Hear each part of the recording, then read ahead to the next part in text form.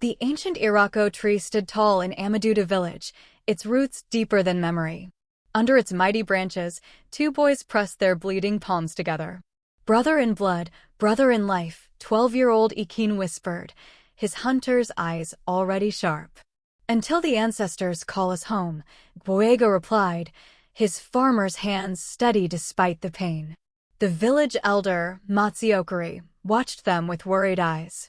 "This pact binds more than flesh," he warned. "It binds souls."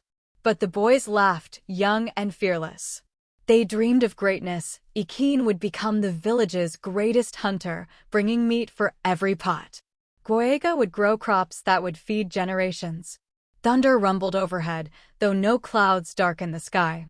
The Iroko tree shuddered, its leaves whispering secrets only the wind understood. "Something watches," the elder muttered, backing away. As the boys walked home together, neither noticed the shadow that followed them. It moved like smoke, shapeless and hungry. That night, Ekene's mother found him standing at his window, staring at nothing. "The tree spoke to me," he said, his voice strange and distant. She pulled him back to bed, but sleep brought no peace. In their dreams, both boys heard the same words: "One will rise, one will fall, and the blood between them will tell all." 10 years passed like seasons changing. Ekene grew tall and lean, his movements silent as a leopard's. Each morning, he vanished into the forest before dawn, returning with less and less. "The animals flee deeper," he told the elders. "Something drives them away." Meanwhile, Gboyega's farm flourished beyond belief. His yams grew fat as pregnant goats, his corn reached toward heaven. Women whispered that he had made a deal with the river spirits. "Just good soil and hard work," Gboyega always said, but his smile never reached his eyes anymore. The friendship that once burned bright now flickered like a dying flame. They met only at village gatherings, exchanging stiff greetings. "Your hunt?" Gboyega would ask. "Your harvest?" Ekene would reply. Nothing more. One evening, Ekene returned empty-handed again. Children laughed as he passed. "The great hunter brings US air for soup."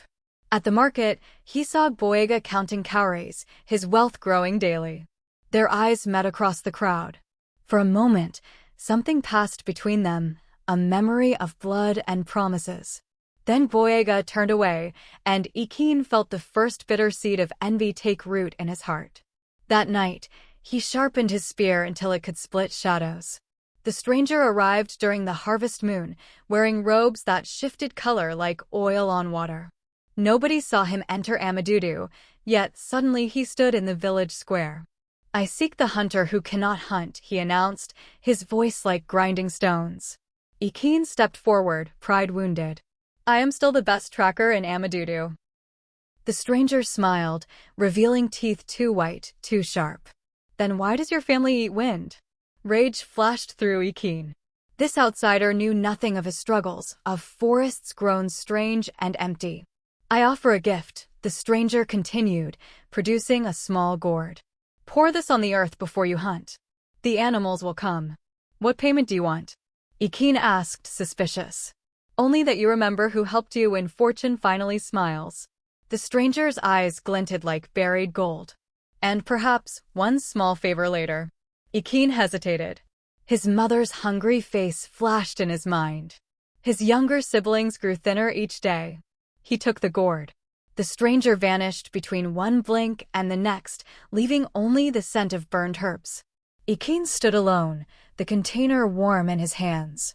From his farm, Gboyega watched, though Ekene never saw him. His expression was unreadable as stone. Dawn came blood-red. Ekene poured 3 drops from the gourd onto the forest floor. The earth hissed and steamed. Immediately, the forest changed. Animals appeared as if summoned: antelopes, wild boars, grass cutters. Their eyes were glazed, movements sluggish. They walked straight toward Ekene's spear. By noon, he had more meat than he could carry. The village celebrated his return. "Ekene the great hunter has returned," children sang. But something felt wrong. The meat tasted strange, too rich, too dark. Those who ate it dreamed terrible dreams. Gboyega arrived at Ekene's compound that night, uninvited for the first time in years. "What have you done?" he demanded. "I saved my family from starvation," Ekene shot back. "While you counted your wealth. That stranger, I saw him. He stinks of dark medicine." "The ancestors. The ancestors abandoned me," Ekene roared. "Where were they when my children cried from hunger? Where were you, blood brother?" Gboyega stepped back, hurt flashing across his face. "I offered help. You refused. I wanted fairness, not charity." They stood facing each other, the blood-packed scar on their palms burning.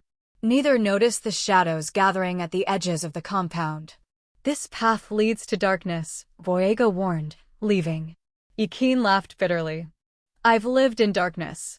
Now it's my turn to feast." Weeks passed. Ekene's hunts grew legendary. He brought back animals no one had seen in years, forest elephants, leopards, creatures that should have been deep in sacred groves. His compound transformed. New huts rose, painted bright with wealth. His wives wore coral beads, his children grew fat and happy. Gboyega's farm, meanwhile, began to wither. His yams rotted in the ground. His corn stalks stood brittle as old bones. He found dead birds scattered across his fields each morning. "It's not natural," his wife, Adiz, whispered. "Someone works against us." Gboyega knew but said nothing. The blood pact bound his tongue. To accuse Ekene would break sacred laws. At the next village gathering, Ekene arrived wearing a leopard skin, gold bands on his arms. He sat in the place of honor while Gboyega stood with common farmers. "How fortunes change," Ekene said loudly, ensuring all heard. "The ancestors finally smile on those who deserve it." The insult cut deep. Gboyega's hands clenched, but he remained silent. That night, he went to the Iroko tree alone. The scar on his palm throbbed as he touched the ancient bark.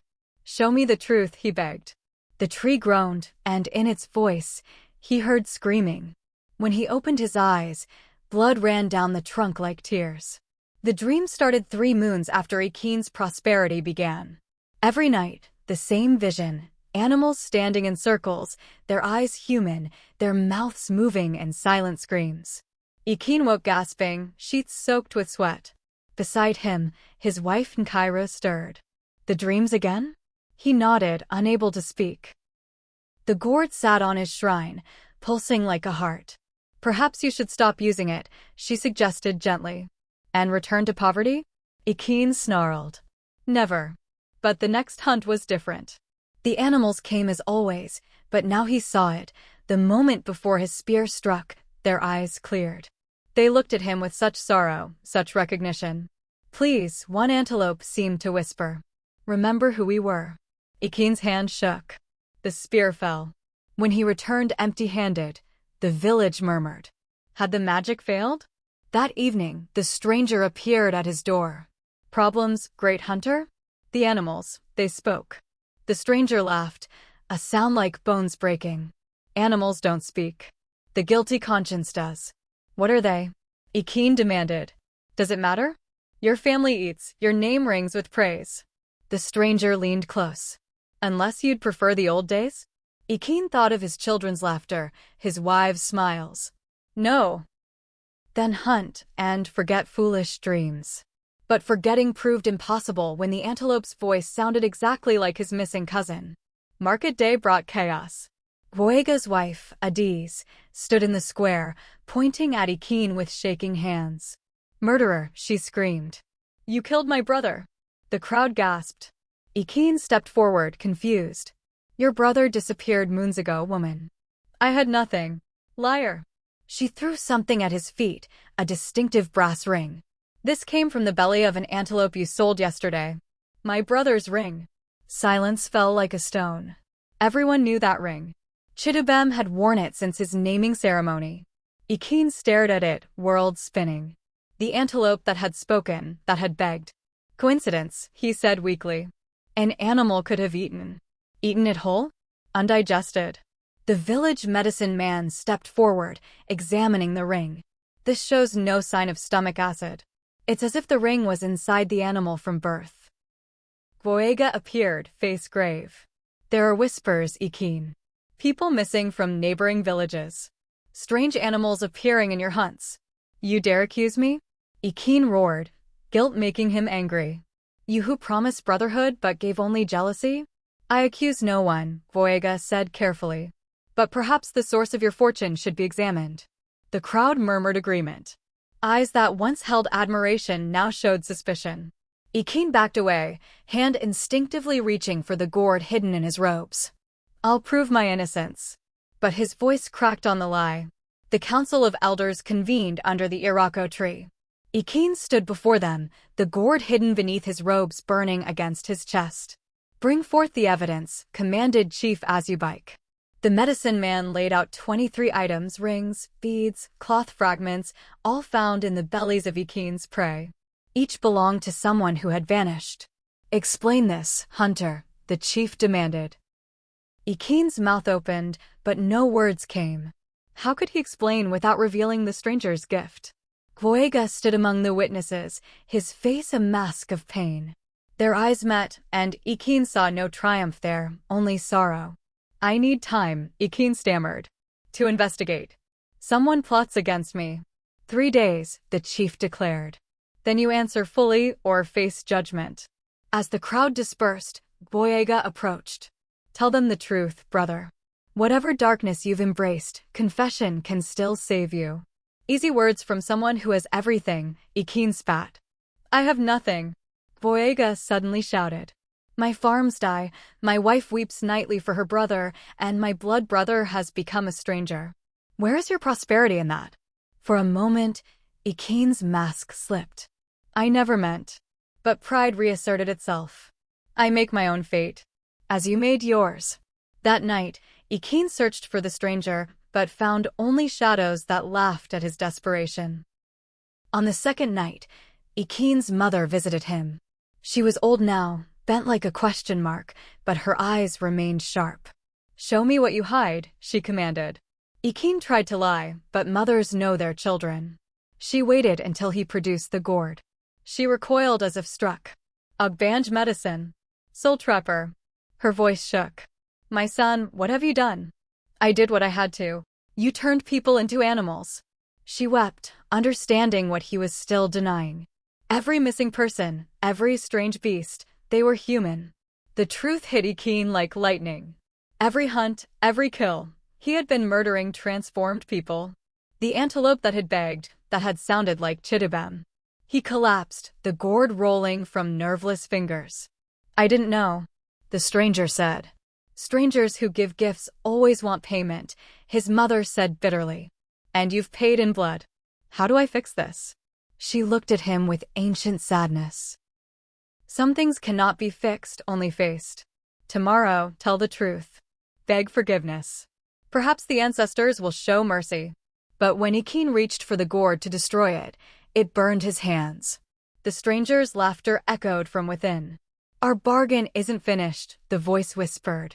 One more favor, remember? Ekene's blood turned cold. What more could this demon want?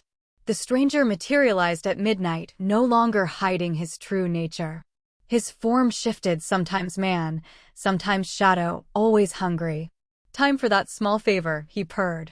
Ekene gripped his spear uselessly. I'll give you nothing more, demon. Oh, but you will. The stranger circled him like smoke. Tomorrow, at your trial, you will accuse Gboyega of witchcraft. Say he cursed your hunts, transformed those people. He's my blood brother. Was. Before he let you starve while he prospered. Before he turned the village against you. The stranger's voice dripped poison. Besides, refuse me and I'll ensure everyone knows exactly what you've been eating. Your children too. Ekene's heart stopped. His family had feasted on the transformed humans. They were all contaminated. Gboyega or your children, the stranger continued. Choose. Why him? Ekene asked desperately. His protection irritates me. That blood pact you made, it created a barrier. But if you break it, if you betray him completely. The stranger smiled.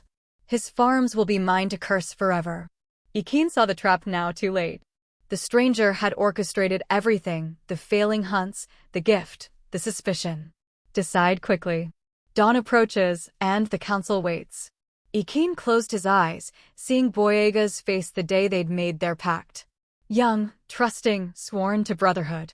I'll do it, he whispered. The Iroko tree's shadow fell across the assembly. Ekene stood before the elders, the lie burning in his throat. Speak, Chief Azubite commanded.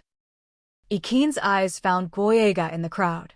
His blood brother stood straight, unaware of what was coming. I have been cursed, Ekene began. My hunts were corrupted by witchcraft. Murmurs rippled through the gathering. The medicine man leaned forward. Who worked this evil? Ekene's scar throbbed. One word would shatter everything. He thought of his children, innocent of their father's sins. Gboyega, he said clearly. My blood brother worked medicine against me. The silence was deafening. Gboyega's face went gray, then red. You dare. His farms flourished while mine failed. He grew jealous of my hunting skill. The lies flowed easier now, poison dressed as truth. He transformed those people to destroy me. Liar. Gboyega roared, stepping forward. By our blood pact, I call you liar. But Ekene raised his scarred palm. I denounce our pact. It was made with a deceiver, a witch who. The words died. Blood poured from his palm, the old scar splitting open. Gboyega's hand bled too, their pact screaming its violation. The Iroko tree shuddered. Its leaves fell like rain, each one red as blood. The ancestors have spoken, the medicine man whispered in horror. The ground beneath the Iroko tree cracked. From the fissures rose a smell like rotting flowers and burned bones. What have you done? Chief Azubite gasped, backing away. Both men were on their knees now, blood pooling beneath them. The blood moved unnaturally, forming patterns, writing words in a language older than memory. The medicine man read them, his face paling. A blood pact broken by betrayal awakens the curse of Amadudu. The betrayer and betrayed must pay. Thunder crashed from a clear sky. The stranger appeared, no longer hiding, his true form a writhing mass of shadows and teeth.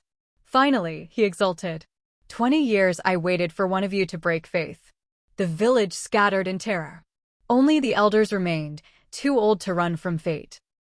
You were there, Gboyega gasped through pain. The day we made our pact. You watched.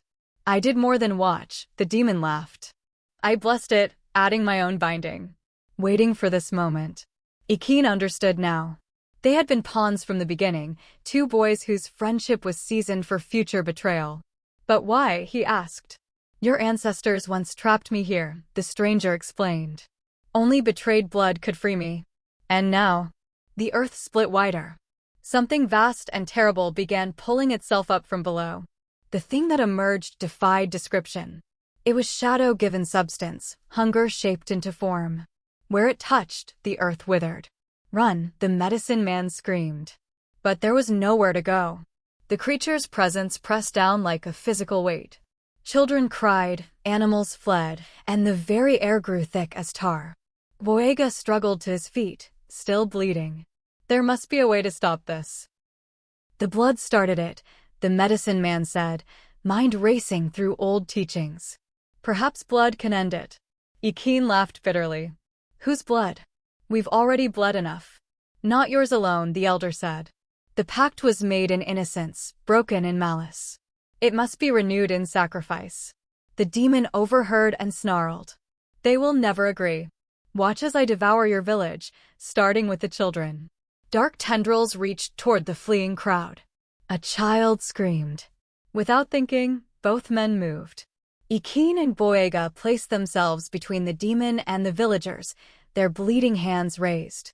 Together, Gboyega asked, meeting Ekene's eyes. For a moment, pride and shame warred in Ekene's heart. Then he saw his children in the crowd, terrified.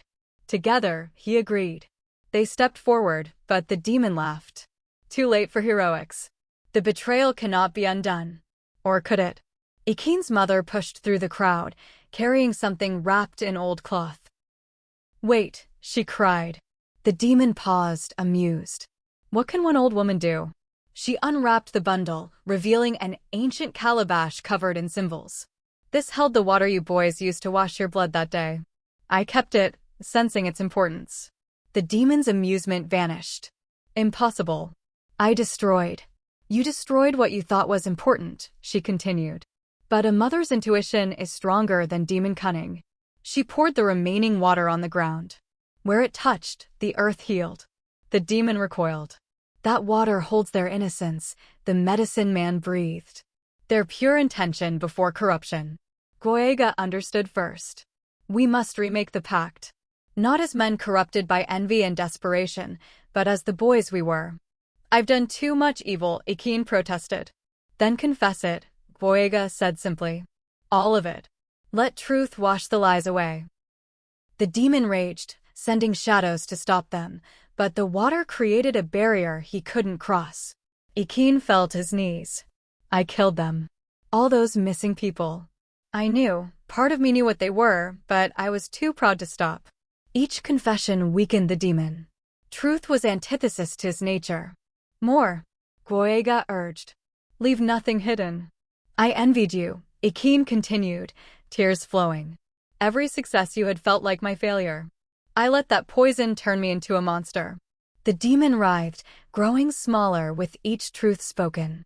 Gboyega knelt beside him. Then I confessed too. I saw your struggles and did nothing real to help. I offered charity to make myself feel righteous, not brotherhood to ease your burden. I wanted you to fail, Ekene admitted. So I wouldn't be alone in my misery. I celebrated privately when your hunts went bad, Gboyega matched him. It made my success feel earned. Truth after ugly truth poured out. Years of words of power or pride. I'm sorry, Ekene whispered. I forgive you, Gboyega replied. Forgive me too. Brothers? Ekene asked.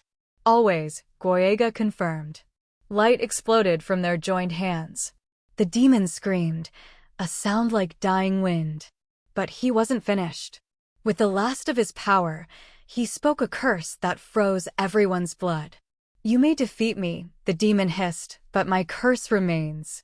Every animal you killed, Ekene, they stay dead. Their families will never know what happened. The weight of it crushed Ekene. 23 lives, gone forever because of his greed. Unless, the demon smiled wickedly, someone takes their place. A life for a life. That's the only way to break the transformation curse and return them. I'll do it, Ekene said immediately. 23 lives for mine. It's justice. No, Gboyega gripped his shoulder. There must be another way. The medicine man shook his head sadly. Demon bargains are specific. Lives were taken through transformation. Only transformation can restore them. Then transform me, Ekene insisted. Let their families have closure. And leave your children fatherless? Your wives widowed. Gboyega argued.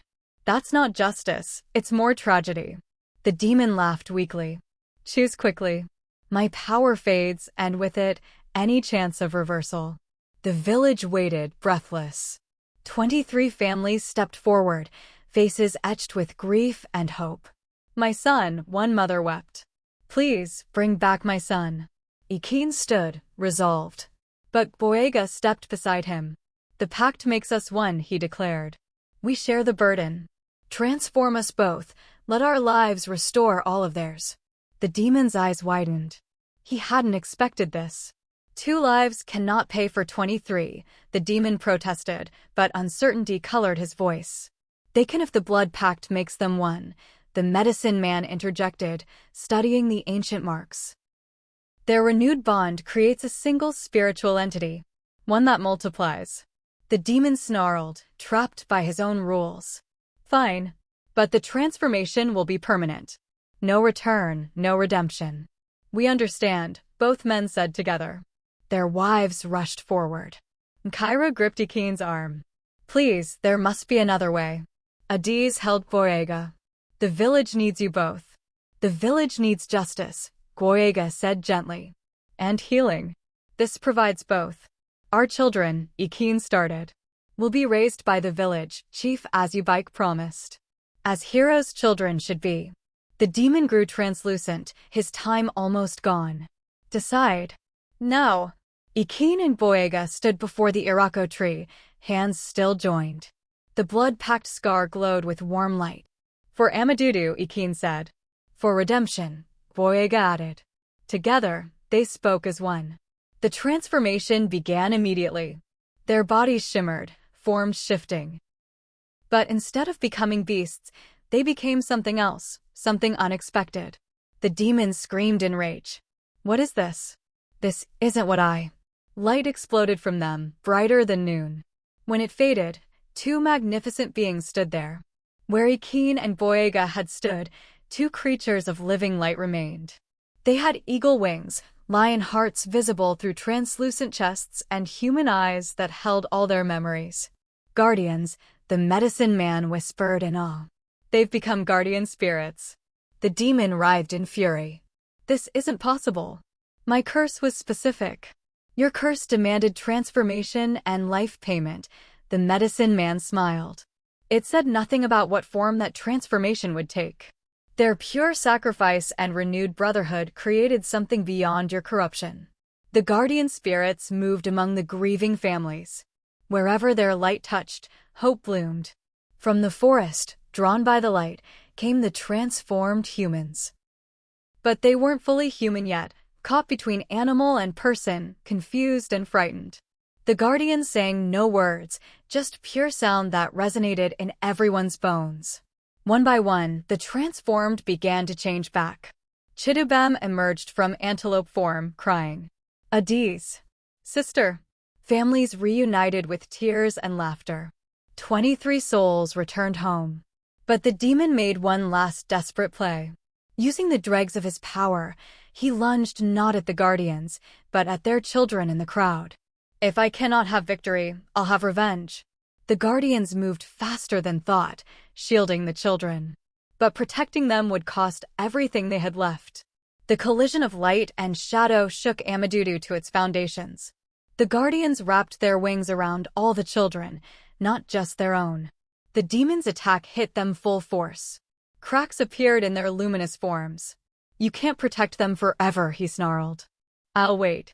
I'll return. Your sacrifice will mean nothing. But from the crowd, unexpected voices rose. The 23 who had been restored stepped forward. Our lives were given back through sacrifice, Chidubem declared. We stand with our saviors. They formed a circle around the guardians and children, hands linked. The village joined them, farmers, hunters, elders, children.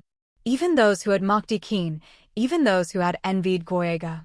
Amadudu stands as one, Chief Azubike announced. The combined will of the village created a new kind of power. Not magic, not curses, simple human unity. The demon faltered. This isn't. You're just mortals. Mortals who choose to stand together, the medicine man said. The opposite of the division you feed on.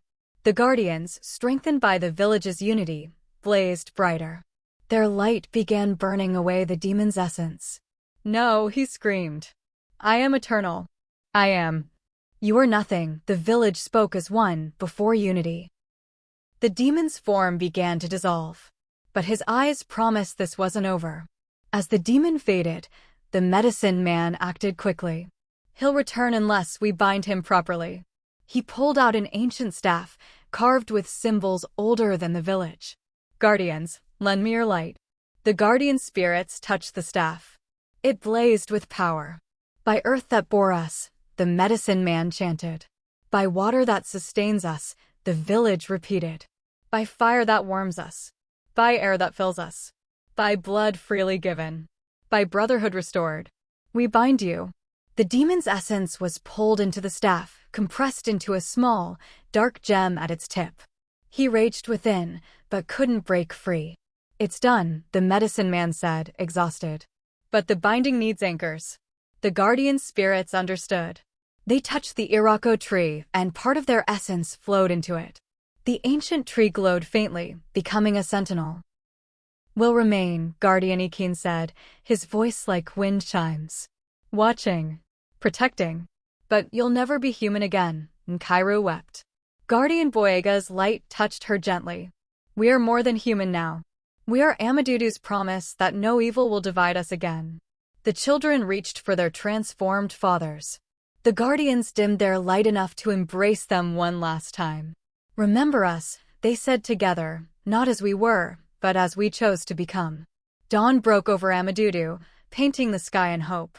The village gathered again under the Iroko tree, now faintly luminous with guardian essence.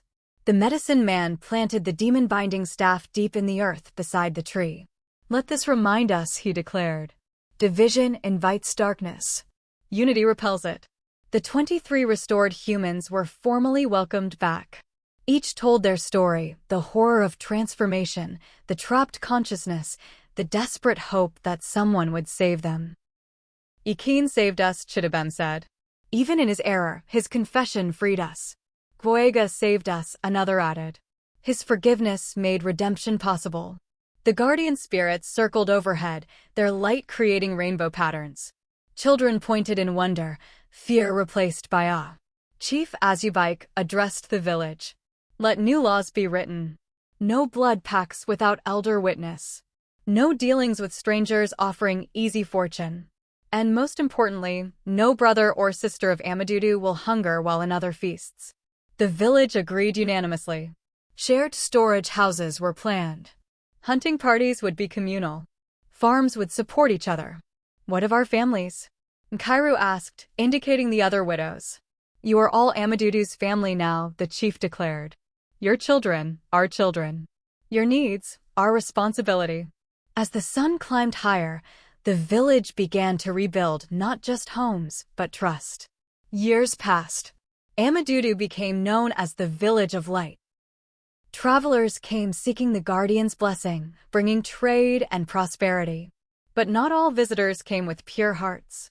One Harmattan season, 3 strangers arrived. They wore rich robes and spoke honeyed words, but the Guardian spirits grew restless. "We hear you have powerful protectors," the lead stranger said. "We would learn their secret." Chief Azubike, now gray with wisdom, smiled carefully. "No secret. Only unity." The strangers exchanged glances. That night, they crept toward the Iroko tree and the binding staff. Immediately, the guardians descended. Their light revealed the strangers' true forms, disciples of the bound demon, come to free their master. "You cannot stop us all," they hissed. "We are many. And we are one," the village responded. For the people of Amadudu had learned. Night watchers had seen the strangers' movement. The alarm was raised silently. The entire village stood ready. The battle was brief. The demon's disciples had expected to face 2 spirits. They faced hundreds of united souls. As the disciples fled, one turned back. "This isn't over. Our master has brothers, sisters. They will come." The guardians pulsed acknowledgement. Evil would always test them. But Amadudu stood ready, its people bound by something stronger than blood choice. 20 years passed like a gentle breeze. The children grew strong, carrying their father's legacy in their hearts. Each full moon, the entire village gathered beneath the Iroko tree. "Tell us again," the newest generation would beg, eyes bright with wonder. The elders would smile, beginning the tale once more. How 2 friends let jealousy divide them, how darkness nearly consumed their village, and how love conquered all. "See how they dance." Children pointed at the guardian spirits above, their light painting silver patterns across the night sky. The transformed victims, now elderly, would stand and testify. "These guardians gave us back our lives. Ekene and Gboyega chose to become eternal protectors rather than let us remain lost." Visitors from distant lands came bearing gifts, hoping to learn Amadudu's secret. They found no magic, only a village that had learned to share everything: joy, sorrow, harvests, and hunger. "Your guardians," one traveling king marveled, "they grow brighter each year." "How?" Chief Azubike's son, now chief himself, smiled. "They feed on our unity. Every act of kindness, every shared meal, every forgiven grudge makes them stronger." That night, the guardians descended lower than ever before. Their light touched every villager, and in that moment, everyone heard their voices. "Thank you for keeping our story alive. Thank you for choosing love over fear, sharing over hoarding. You are our greatest treasure." The village erupted in songs of praise, celebrating the 2 friends whose sacrifice had taught them that together, they could overcome anything.